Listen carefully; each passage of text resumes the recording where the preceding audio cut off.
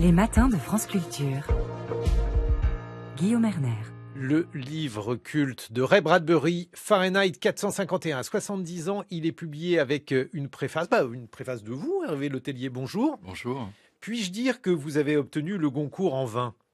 Oui, vous pouvez le dire. Oui, elle est très bien radiophoniquement parlant. Voilà. Elle ne marche pas du tout à l'écrit. Vous l'avez eu en 2020 pour L'Anomalie aux éditions Gallimard et vous avez décidé de préfacer ce livre, un livre où il est question de livres, Hervé Letellier. Quelques mots tout d'abord pour présenter Fahrenheit 451 à ceux qui ne l'auraient pas lu. Eh bien, c'est un livre donc écrit en 1953 par Ray Bradbury, qui a une trentaine d'années, qu'il écrit un peu sous le coup de la colère et qui est le résultat de la fusion de deux livres antérieurs, des petites nouvelles. Résumé, c'est l'histoire d'un homme qui est un pompier, c'est-à-dire un homme qui brûle des livres. Dans une société post-atomique, on le comprend parce qu'on voit dans les premières pages du livre qu'il y a eu deux guerres après 1960 et que ces deux guerres ont été provoquées et gagnées par les États-Unis. Et que dans ce monde, qui est un monde utopique, le livre est devenu interdit pour des raisons qui sont développées par Bradbury plus tard. Et ce sont quelques individus qui vont porter la culture en la mémorisant, en la retenant, en apprenant par cœur des livres, de Confucius à Aristophane, en passant par l'Ecclésiaste, en passant par Platon, en passant par Swift. Enfin, tout ce qu'on peut imaginer de la culture mondiale est retenu par des individus qui sont cachés dans les forêts et qui tentent, à leur manière, de préserver ce qui reste de l'écrit. Les êtres humains sont devenus des livres. D'ailleurs, vous, Hervé Letellier, si vous deviez être un livre, comme dans Fahrenheit 451, quel livre choisiriez-vous? C'est un peu étrange que ma réponse, parce que en fait, c'est le livre que Montag, qui est le pompier, choisit de porter, qui est l'Ecclésiaste. Et qui est un livre que j'ai lu, alors c'est une sorte de retour des choses, que j'ai lu grâce à Bradbury. Quand j'avais 13 ans et que j'ai lu Bradbury, j'ai découvert le nom de l'Ecclésiaste, et je l'ai lu à ce moment-là. Je trouve que c'est un des plus beaux poèmes de la littérature. C'est ce texte de la Bible, du Pentateuque, enfin, qui est vraiment qui s'appelle Qoéleth, qui est l'histoire du fils de David, qui raconte la manière dont il perçoit le monde et qui raconte que le monde est vain sans la présence d'un être supérieur. Et ce qui m'intéresse dans... Vous n'êtes pas un esprit religieux, Hervé Letellier. Pas du tout religieux. Ce qui m'intéresse dans ça, c'est en fait la vanité de la vie, c'est-à-dire la manière dont c'est abordé dans Qoéleth, dont il nous reste un nombre d'éléments dans le langage extrêmement importants. Rien de nouveau sous le soleil, tous les ruisseaux vont vers la mer et la mer n'est jamais remplie. Enfin, on peut multiplier les exemples de vanité des vanités, qui est une mauvaise traduction d'ailleurs. Pourquoi la bonne traduction serait? C'est très compliqué parce que c'est Havel Havelim. Et alors je ne suis pas du tout un hébraïsant, mais c'est le souffle du souffle, c'est-à-dire que c'est le petit souffle qui agite le sable lorsque le vent tourne dans le désert. Donc c'est toute petite chose, c'est presque rien, quoi. Et donc Havel Havelim, c'est rien de rien.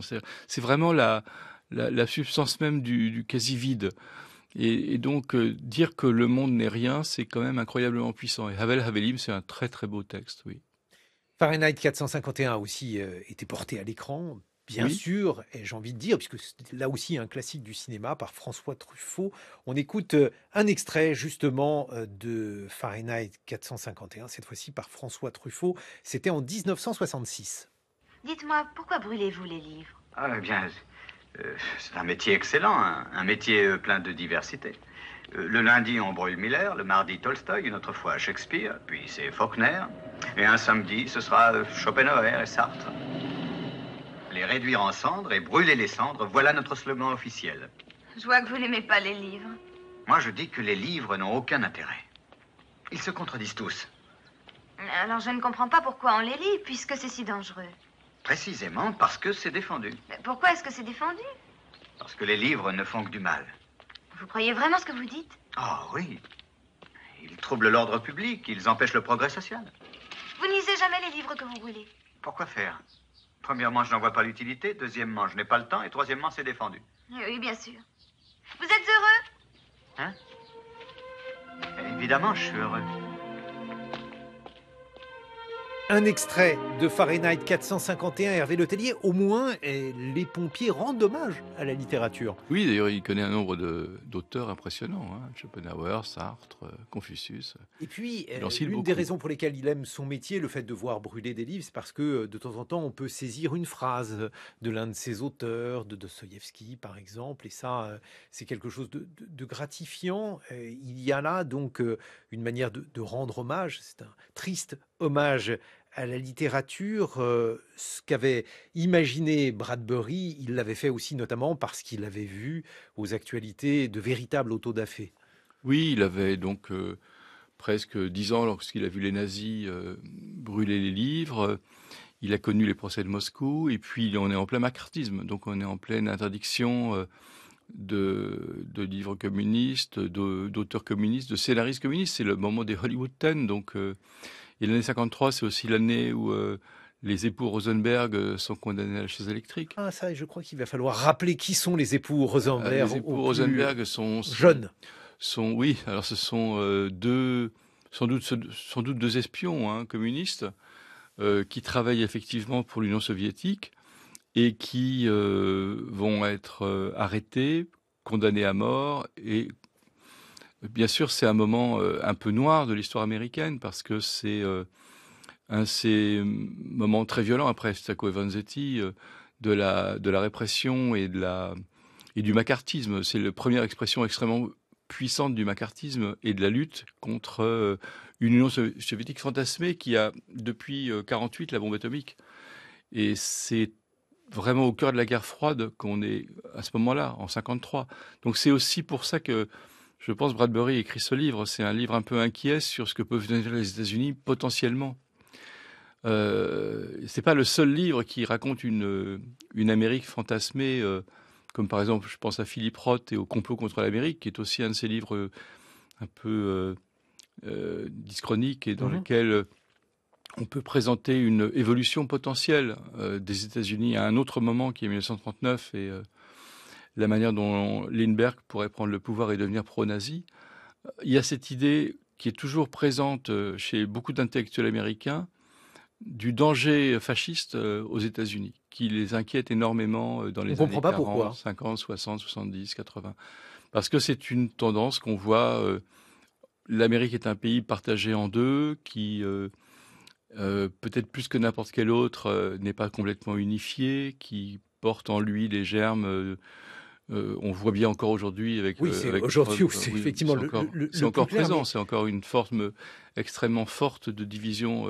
Non seulement sociale, mais culturelle au sein des États-Unis, entre deux mondes. Hervé Letellier, justement, cet attrait, parce qu'il y a aujourd'hui énormément de dystopies, c'est devenu d'ailleurs un genre en tant que tel. Oui. Alors, il y a beaucoup de questions de genre autour de Fahrenheit 451. Bradbury disait qu'il n'avait pas fait de la science-fiction, mais du fantastique. Nous, on pourrait le lire comme une dystopie. Vous qui avez écrit avec l'Anomalie un livre qu'on peut classer parmi les livres fantastiques ? Oui, moi je l'avais qualifié d'expérience de pensée, mais je rejette ni le terme de science-fiction, ni le terme de fantastique. Il y a des éléments dans l'Anomalie qui sont des éléments qui ne sont pas tout à fait réalistes. Enfin, nous l'espérons, en tout cas. Ils le sont peut-être trop, mais... Dans le livre de Bradbury, il y a des éléments aussi qui ne sont pas réalistes, mais en tout cas, il touche du doigt des peurs que nous avons. Pourquoi y a-t-il autant de dystopies aujourd'hui, alors même que l'actualité suffit, en fait, pour faire peur, Hervé Letellier ? Mais je crois qu'il y a... D'abord, il y a toujours eu, depuis l'origine de la littérature, un besoin d'imaginer une autre manière d'organisation de la société et du monde, depuis quasiment l'origine mythologique des textes. Depuis Gilgamesh, d'ailleurs, dans Gilgamesh, il y a déjà cette idée d'une dystopie. Gilgamesh qui est considéré comme étant... Oui. L'origine même, en tout cas pour la partie occidentale du monde, l'origine de la littérature. Il y a toujours eu cette idée d'un autre monde possible, avec une autre évolution, d'une flèche de temps dans laquelle les choses se passeraient différemment de ce qu'elles suivent dans la nôtre. Donc je crois qu'il y a toujours eu ce désir-là. Et puis, depuis que ça s'est installé avec Moore, avec l'utopie, avec Swift, beaucoup d'anglo-saxons, il y a toujours eu ce désir de pouvoir projeter dans un monde fantasmé ce qui est les caractéristiques d'une autre et de faire de la satire. et de la sottille avec la définition d'un univers différent d'une autre. Donc il y a toujours eu ça. Je crois qu'aujourd'hui, on a encore besoin de pouvoir imaginer un monde différent, même si il y a une noirceur, je pense, beaucoup plus profonde aujourd'hui. On est dans des projections apocalyptiques. Alors, je ne sais pas, Beaucoup parce plus que qu'avant. la période où Bradbury écrivait, par exemple, le McCarthyisme n'était certainement pas une période heureuse aux États-Unis. Je ne pense pas que la guerre du Vietnam ait été non plus une période heureuse par la suite, mais on a l'impression effectivement que notre époque a une forme de noirceur particulière, avait le thème. Oui, peut-être parce qu'on est arrivé au bout de la nature. On ne parle pas du tout de la nature, par exemple, et de notre place et de la menace sur la planète en tant que telle. À l'époque, en 53, la grande peur, c'est la bombe atomique. C'est vraiment ça qui les terrorise. Les gens construisent des abris, les gens commencent à envisager la destruction de l'Union soviétique avec des ogives multiples. Enfin, c'est un monde qui va culminer avec la crise des missiles à Cuba quelques années plus tard, mais qui est un monde dans lequel la terreur est omniprésente. Il y a une forme à la fois de développement économique et industriel extrêmement fort, avec ce fantasme qu'on va retrouver dans American Graffiti, qui est quelque chose qui est aussi contrasté par rapport au fait que c'est un pays qui est en permanence en guerre, avec la guerre de Corée, avec la guerre du Vietnam qui va commencer, et qui simultanément connaît une gloire hollywoodienne, musicale, avec des emblèmes qui vont de Elvis Presley en passant par Gary Cooper. Et donc il y a ce contraste entre les deux, entre un monde qui est un monde qui peut être extrêmement idéalisé, extrêmement même séduisant pour tout l'Occident, et simultanément un monde qui a peur et qui est pris dans une angoisse de la guerre atomique. Vous avez lu énormément de science-fiction. À l'époque, oui. Hervé Letellier, vous avez lu Bradbury, j'imagine Asimov, les classiques de la science-fiction. Quelques mots à ce sujet, et puis peut-être aussi pour les présenter pour ceux qui Disons ont la chance de ne pas les avoir encore lus. Oui, c'est une chance de ne pas les avoir encore lus, effectivement. Quand j'avais 15 ans, donc dans les années 70, j'ai quasiment lu une grande partie de la science-fiction américaine qui était fondatrice. C'est-à-dire que ça va d'Asimov en passant par Heinlein, en passant par Clifford de Simac, qui a écrit un livre assez étonnant qui s'appelle Demain les chiens. Et ce qui, moi, m'intéressait dans la science-fiction à l'époque, c'était une manière de faire de la philosophie sans en faire. C'est-à-dire c'est un peu comme la philosophie par les blagues. C'est la philosophie par l'utopie, par des mondes différents dans lesquels on questionne finalement ce que c'est que l'univers. Il faut se souvenir que un livre comme ce qu'il n'y a pas la science-fiction d'ailleurs, mais comme par exemple Le Seigneur des Anneaux a été un livre qui a été interdit par le Vatican. Il a été mis à l'index parce que ce qu'il proposait, c'était une vision du monde dans laquelle il n'y avait pas que la création de l'homme, mais il y avait aussi des mondes avec les orques, enfin quelque chose qui n'est pas dans le canon. Et donc dans cette époque, les livres importants sont vraiment des livres qui pour des adolescents font des expériences de pensée. Essayer d'imaginer autre chose à partir de choses très concrètes. Hervé Letellier, écrivain, on vous doit l'Anomalie notamment. Nous célébrons l'anniversaire de Fahrenheit 451 de Ray Bradbury. Vous serez rejoint dans une vingtaine de minutes par l'écrivaine Tania de Montaigne qui vient de publier Sensibilité aux éditions Grasset. Mais en attendant, je vous présente le neurologue Lionel Nakache qui est en face de vous.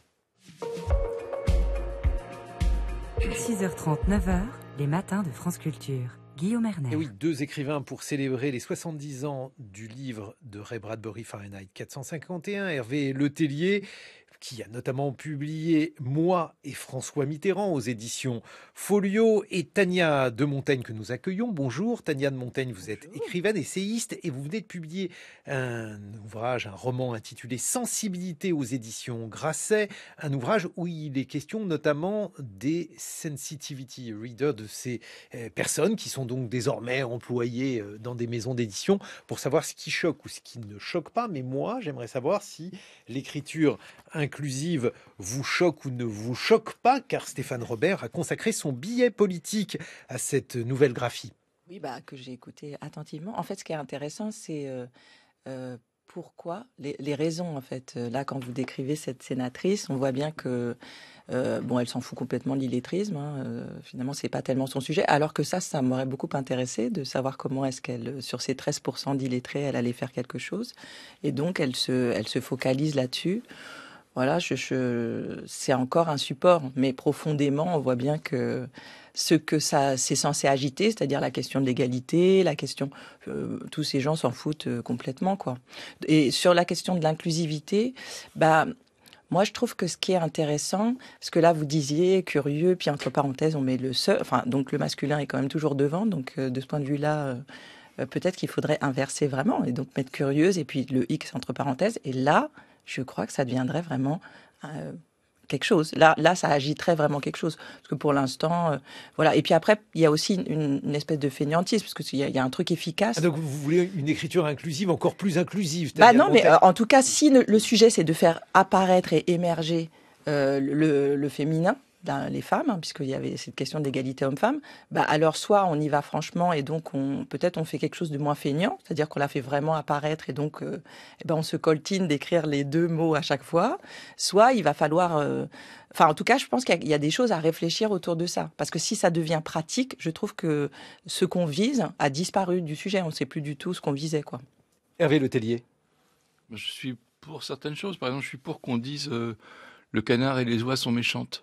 Je suis assez pour ça parce que je pense qu'il n'y a aucune raison qu'on ne fasse pas l'accord avec le plus proche. C'est une des choses qui me paraît intéressante. Je suis très très favorable à l'idée de la féminisation des noms de métiers.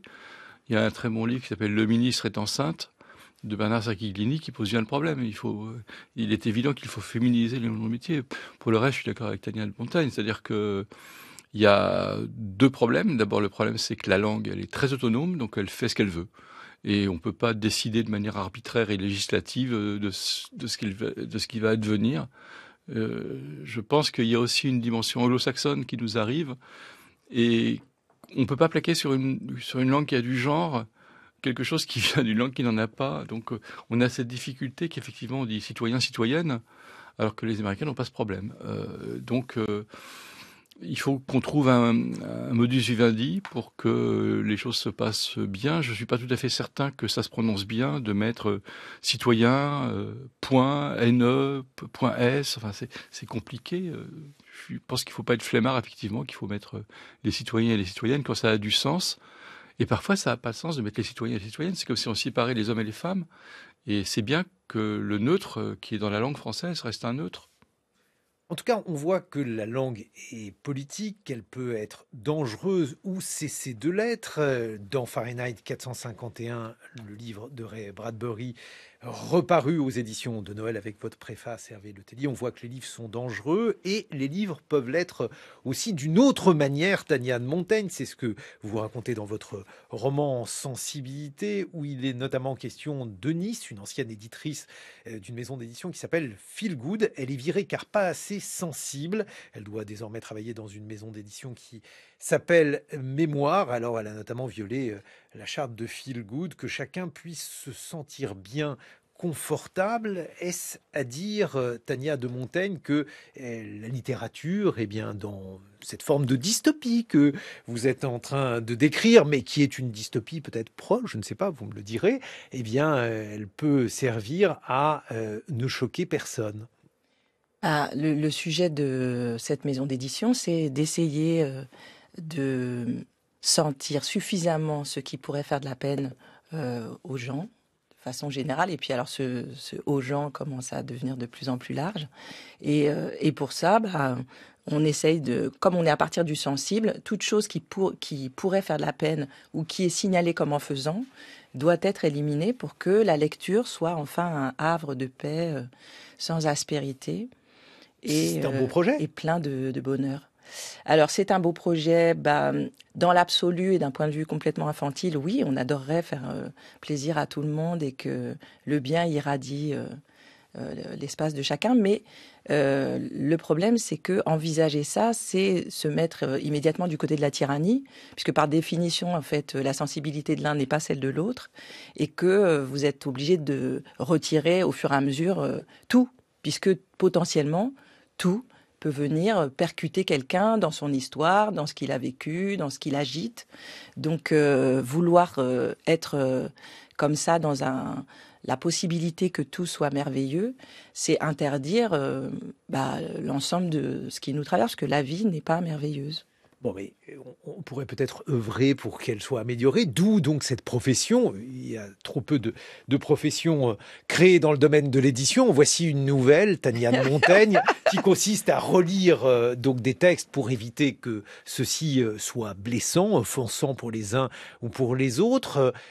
Ça fait très longtemps que les textes sont relus, peut-être que les vôtres d'ailleurs le sont aussi par des amis, par différentes personnes qui vous donnent des avis. Bien sûr. Ah bah là, la question, c'est pas de faire lire son texte à quelqu'un et qui vous donne son avis. Là, la question, c'est de faire lire un texte à quelqu'un à qui on prête une expertise sur la base de critères qui, au final, si par exemple on parle des lecteurs de sensibilité noirs, quand même, on prête à quelqu'un qui est noir la possibilité de savoir ce qui agite tous les noirs, ce qui est quand même pas banal. Et donc, en l'occurrence, ces lecteurs de sensibilité, ils sont engagés. Et alors, vous disiez engagés dans la maison d'édition, mais souvent, ils ne le sont pas. Souvent, ils sont consultants, donc ils sont extérieurs à la maison. Disons. Ils ont du travail, mais c'est intéressant de voir, parce qu'en fait, c'est comme l'écriture inclusive. La question de départ, c'était la discrimination. C'est de dire, il y a des gens qui sont pas représentés, qui ne sont pas présents dans certaines entreprises ou institutions. La réponse à ça, c'est de dire on va pas du tout changer notre mode de recrutement et on va complètement rester ensemble, mais on va embaucher de façon intermittente des gens qui seront destinés à nous garantir que ce que nous produisons ne fera pas de la peine à des gens qui ne sont pas présents d'ailleurs dans notre entreprise. Voilà, donc en fait ce que vous voulez, c'est vous garantir qu'il n'y a pas de risque, ce qui est quand même pas banal quand on fait, quand on édite des livres ou même pour toute forme artistique. Le principe de l'art, c'est quand même de prendre le risque de l'autre, donc de quelque chose qui n'est pas exactement soi, ou de regarder quelque chose avec un prisme qui est risqué, par définition. Mais par exemple, ça peut être utile. Je ne sais pas si je décidais d'écrire un roman où l'un des personnages était une femme noire, eh bien, je pourrais avoir affaire à un sensitivity reader ou à une personne autorisée qui me dirait si j'ai bien saisi la spécificité de cette histoire. Je vous vois sourire parce que, en fait, je prends un véritable exemple qui est celui de Kevin Lambert. Oui, ou d'autres. Hein, mais oui, ce qui est intéressant, j'en parle parce qu'il est dans la rentrée. Oui. En fait, ce qui est intéressant, c'est dans la phrase que vous avez dite, c'est une personne autorisée. Le sujet, c'est elle est autorisée par qui ? Donc, en l'occurrence, que vous fassiez lire votre livre à quelqu'un dont vous pensez que son regard est intéressant, oui, je veux dire, on fait tout ça et puis on s'en fout, c'est un non-événement. La chose qui est bizarre, c'est si vous pensez que cette personne-là, parce qu'elle vous a dit ça oui, ça non, que cette personne-là parle au nom de tous. Donc, en fait, vous êtes en train de travailler gentiment avec votre impensé raciste et de croire que un dit tous. Non, la seule chose que ça vous garantit, c'est que la personne à qui vous avez fait lire vous a donné son avis. Bon, voilà. Et à un certain niveau de généralité sociologique, par exemple, on peut imaginer que les mêmes causes produisent les mêmes effets, que les mémoires ou la mémoire, pour prendre le nom donc de cette maison d'édition au travail Eunice dans votre ouvrage Tania de Montaigne, Sensibilité, eh bien voilà, la mémoire, ça peut façonner une forme de sensibilité commune à un groupe racisé. Ah, alors là, on a la totale. Non, parce que la mémoire, c'est le fruit du collectif et du singulier. Donc, un événement va faire événement de façon très différente entre plusieurs personnes. Et par ailleurs, les Noirs n'existent pas, en fait, parce que c'est pas parce que vous avez un taux de mélanine qui peut être semblable que vous avez traversé la même chose, que vous avez les mêmes parents, que vous habitez le même pays. Donc, c'est pour ça que je parle d'un pensée raciste, parce qu'il y a quand même l'idée que un Noir ou qui que soit d'autre, je veux dire, il y a des lecteurs de sensibilité schizophrènes, par exemple, ça supposerait que la schizophrénie, c'est la même chose pour tout le monde. Non, la schizophrénie, c'est une maladie, et après, comment elle vous traverse, comment elle s'inscrit en vous, alors tout ça, c'est le fruit de la singularité de votre parcours. Donc, personne ne peut parler au nom de tous. Ça n'est pas possible. C'est un rêve, de raciste ou de misogyne ou de mais ça. En tout cas, c'est une manière d'essentialiser, selon vous. Totalement. Hervé Letellier, vous en pensez quoi de l'idée d'écrire, de réécrire, parce que on peut aussi imaginer qu'un certain nombre de textes choquants puissent être réécrits pour ne plus choquer. J'ai fait la préface d'un autre livre qui était celui de Mark Twain. et qui était Tom Sawyer, dans lequel la question du noir est aussi posée de manière crue parce que on fait parler des noirs qui sont des noirs du Mississippi. Et comment est-ce qu'on traduit le langage noir tel qu'il est restitué, qui est même le langage nègre pour Mark Twain? Comment est-ce qu'on restitue ce type d'écriture en français? Et c'est une vraie question, c'est-à-dire que personne aujourd'hui ne peut savoir comment, au XIXe siècle, pensait un noir, comment parlait un noir, et l'écriture de ça pose cette question directement du langage et de la manière dont est vécu collectivement un idiome par une communauté. Moi, je trouve que c'est compliqué. Dans l'Anomalie, j'avais 3 personnages noirs, et j'ai eu d'ailleurs des remarques de mes éditeurs américains, qui n'ont pas été d'ailleurs des remarques de censeur, ni des remarques de modification, mais qui posaient la question de savoir si, sur tel ou tel point, ils n'allaient pas affronter ce qu'on appelle aux États-Unis un shitstorm, c'est-à-dire une tempête de merde, parce qu'à un moment donné, vous utilisez un mot. Et j'avais en particulier une phrase à laquelle je tenais, parce que on était dans la tête d'un raciste, et ce raciste disait la phrase exactement qui était « petite négresse surdouée de Houston ». On est clairement dans la tête de ce raciste. Il faut pouvoir évoquer ce mot-là pour que, à mon avis, surgisse chez le lecteur la colère, la révolte, qu'il se mobilise contre même la pensée du raciste. Et si ce mot est occulté par un N-word avec 3 petits points, il y a quelque chose qui disparaît. Et c'est cette disparition qui, moi, m'embête parce que elle prend le lecteur pour un imbécile. Et elle diminue sa capacité d'autonomie et d'intelligence. Qu'est-ce que vous en pensiez? Oui, j'abonde totalement. Et non seulement ça prend le lecteur pour un imbécile, mais en plus, ça prend l'histoire pour une anecdote. Donc, il se trouve que ce mot négresse a été employé, a existé, qu'il raconte quelque chose. Et donc, l'éliminer, c'est éliminer l'histoire qui va avec ce mot. Donc, tout un pan de ce qui nous traverse. Donc, c'est pour ça qu'il y a la nécessité de pouvoir dire voilà, cette personne est raciste. Mais ça me fait penser à une expo que j'ai vue où il y avait ce souci justement de pas choquer les Noirs, et donc il y avait des tableaux qui étaient renommés. Donc un tableau qui s'appelle La négresse au bouquet devient La jeune fille noire. Enfin bon, et je sentais qu'ils avaient gambergé pendant des plombes pour savoir si la jeune fille noire, la jeune fille sympa noire, la super noire sympatoche. On voit bien que là on était à côté de la plaque, quoi. Mais alors ça, on peut le dire lorsque le mot a valeur de document, mais lorsqu'il est là comme une forme d'impensé, héritage donc de l'inconscient colonial ou raciste, dans Dix petits nègres par exemple, si l'on modifiait ce titre, évidemment, je prends cet exemple, à dessein, Tania de Montaigne, c'est plutôt une bonne idée de faire disparaître ces héritages inconscients de la pensée raciste d'hier? Non, je pense que si ce livre a été vendu avec ce titre pendant des années, je trouve ça intéressant qu'on puisse savoir que ce livre a été vendu pendant des années avec ce titre. Et en plus, pour moi, la responsabilité, prendre quelqu'un dans toute la liberté et la responsabilité qu'il a, c'est aussi dire, écoute, si toi, ça te dérange d'acheter un livre qui s'appelle comme ça, le truc formidable, parce qu'on parle quand même d'art, et en l'occurrence, c'est pas du tout, il y a une vision totalitaire, et comme si on pouvait pas s'en défendre. Mais c'est très simple, il suffit de ne pas acheter ce livre. Donc on a quand même une grande liberté par rapport à ça. Hervé Letellier, vous qui êtes largement inspiré par l'Oulipo, autrement dit une technique d'écriture sous contrainte, ce serait une bonne technique d'écriture sous contrainte, d'écrire en ne choquant personne? Oui, il y avait eu un texte qui, je crois, avait été écrit par Luc Étienne.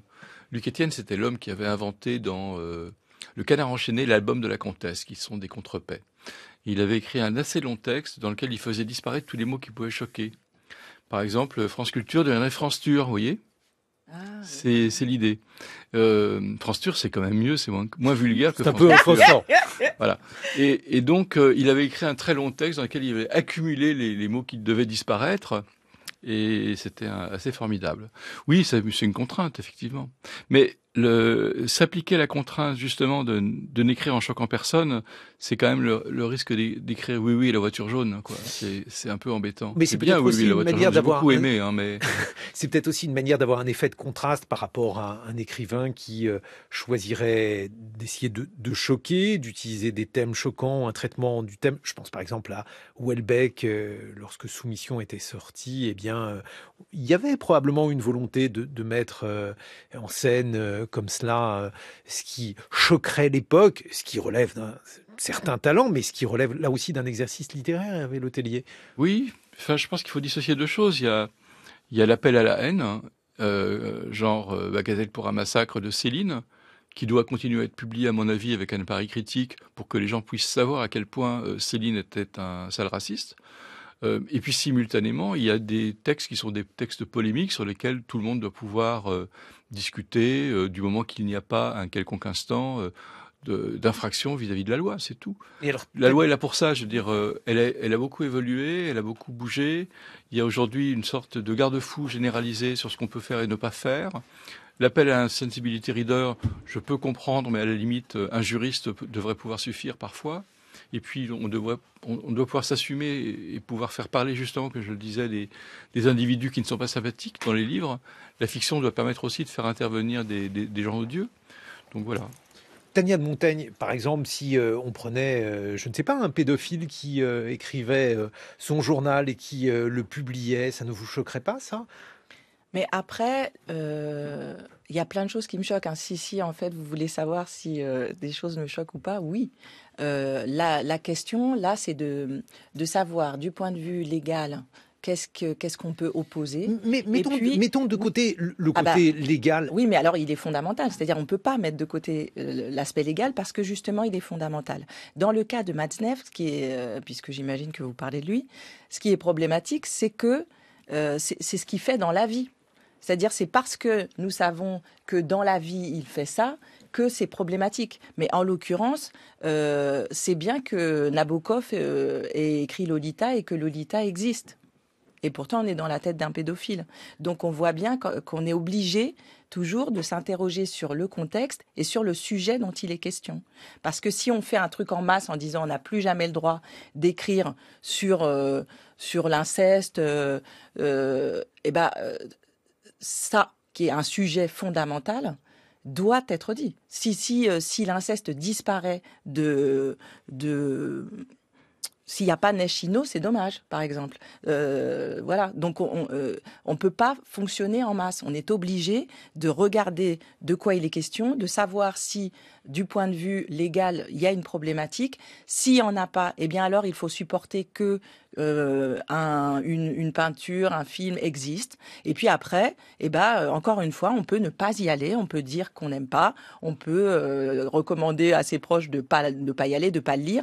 Mais on voit bien que il y a certaines œuvres, certains sujets qui peuvent poser problème à certaines personnes et pas à d'autres. Donc c'est pour ça que la sensibilité ne peut pas être un critère. Bon, c'est quand même encore une fois, Hervé Letellier, comme dans Fahrenheit 451, une manière, donc cette façon de censurer les livres, parce que ça a été fait aux États-Unis, alors généralement plutôt là, par l'extrême droite qui considérait qu'un certain nombre de livres étaient offensants. Il y a là aussi une manière de croire encore en la littérature. C'est peut-être une manière, une triste manière, mais ça signifie que les livres, encore pour ces gens-là, ont leur importance.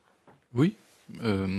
J'ai du mal à comprendre le sens profond de votre question. Alors, je ne sais pas s'il y avait un sens profond, mais en tout cas, ce que je voulais dire, c'est qu'il rend hommage à la littérature à une époque où celle-ci pourrait devenir, ou risque de devenir, de plus en plus périphérique par rapport à d'autres formes d'expression. Oui, c'est vrai. C'est-à-dire que ce qui est intéressant vraiment dans la reparution. Ouais, non, là, j'ai tout compris. Là, non, ce qui est intéressant dans la reparution aujourd'hui, 70 ans plus tard de Fahrenheit, c'est de voir son actualité. Vraiment. C'est-à-dire de voir que quelque chose qui était écrit dans un contexte donné en 53 devient aujourd'hui quelque chose de très très différent et qui pose des questions qui sont presque visionnaires de la part de Fahrenheit, de la part de Bradbury. Et il y a trois choses qu'il dit qui justifient qu'on brûle les livres, et ces trois choses sont vraiment très intéressantes. La première, c'est que les intellectuels et leur existence posent un problème de fracture dans la société, et que pour rompre cette fracture, il faut supprimer les intellectuels et donc les livres. La deuxième, c'est que, grosso modo, tous les livres sont complexes, et comme ils sont trop complexes, on va les simplifier, et plus on les simplifie, plus on arrive à quelque chose qui est tellement insipide qu'autant les supprimer. Et la troisième chose, c'est qu'il ne faut choquer personne, ce dont on parlait, et l'idée de la sensibilité étant quelque chose de central dans Fahrenheit, puisque tous les livres peuvent à un moment donné choquer quelqu'un, il faut les supprimer aussi. Et ces 3 questions sont aujourd'hui d'actualité, ce qui fait que ce livre est devenu presque prophétique. Et oui, parce qu'il y a aussi Tania de Montaigne dans le monde que vous décrivez dans Sensibilité, dans cette façon donc de vouloir relire les livres. Finalement, il y a, alors même qu'on se situe parmi les intellectuels, une forme d'anti-intellectualisme, comme dans La civilisation décrite par Ray Bradbury, où l'anti-intellectualisme est finalement ce qui prédomine. Oui, et puis encore une fois, c'est ce que disait Hervé sur comment on considère les gens qui lisent. C'est bien ça aussi, c'est-à-dire que cette idée que il y a pas besoin, c'est pas la peine de qu'on voyage, c'est pas la peine qu'on voyage dans l'autre, qu'on essaye d'étendre sa capacité à son imaginaire. En fait, le sujet, c'est aussi ça. Comment est-ce que l'imaginaire est dangereux? Tania de Montaigne, Sensibilité aux éditions Grasset, Fahrenheit 451, une republication chez De Noël. C'est de Ray Bradbury, c'est avec une préface d'Hervé Letellier. Et d'Hervé Letellier, on peut aussi lire avec intérêt Moi et François Mitterrand. Ça, c'est en Et le poche. voir au théâtre, Où ça? au Rive Gauche, en ce moment, à 19h. Dans quelques instants, nos 2 camarades vont s'élancer.